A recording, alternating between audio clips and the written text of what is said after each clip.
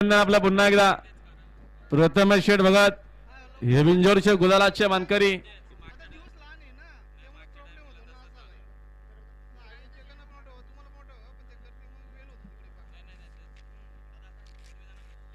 ती शर्यत काही करून रद्द होईल बघा. आता कोदिवलेली शर्यत काहीच कारणाचं रद्द होऊन त्यांना दुसरा जोर झाले.